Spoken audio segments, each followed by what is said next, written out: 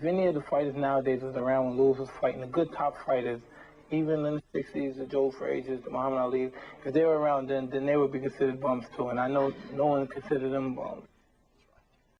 And Joe Louis is the new champion. You see, I always think of Joe Louis, Mike, as one of the best, and he might even be the best of all time. I don't know. I don't think one should really say that, but he might be.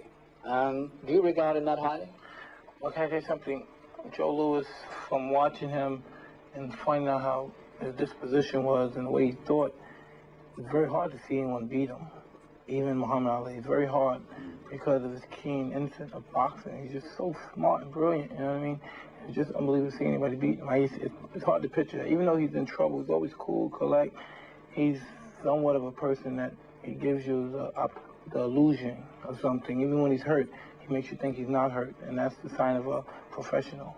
We had a man, Mike, called Tommy Farr, came from Wales, who certainly wasn't a bum, and here he is, giving Joe Louis his first title defense in New York, 1937, and this is the 15th round, and Tommy's still there, been no knockdowns, so not a bad performance. No, not whatsoever, because at this time, as you know, Tommy Farr is way experienced fighter. He's so much more experienced than Joe Louis. Even though Joe's the champion, he's been around longer. He's a much experienced fighter. He fought world-class fighters from America and all over the world, and he's given Joe Louis problems, you know what I mean? And everybody took him lightly, you know. They thought Joe Louis was going to just walk over him, and he was up for the fight.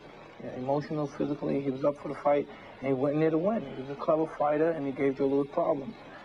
Have you seen Farr before on film? I just seen him for this fight. And this was like, you know, this was Joe Louis' first title defense. I'm sure he was a little leery. You know, he's probably still going through the stage that he's the champion of the world. It's really difficult to believe at that particular time.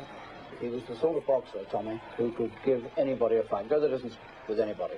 Little bit of a spoiler. He could make people look bad if he wanted to. There's a lot of good left-hand work going on in this, which is something you don't often see in these old heavyweight championship fights. He's not running. He's right there fighting with him. He's very clever. He's in range to get hit, but he's very elusive and he's moving. People nowadays probably say he was spoiling, he was running. It's just nowadays they would run. Now this is what you call boxing, what Mr. Farr is doing. He's coming forward, he's jabbing, he's not going backwards. He's making a fight, because back in these days, if a gentleman were to run and stink the place out, he perhaps wouldn't get paid.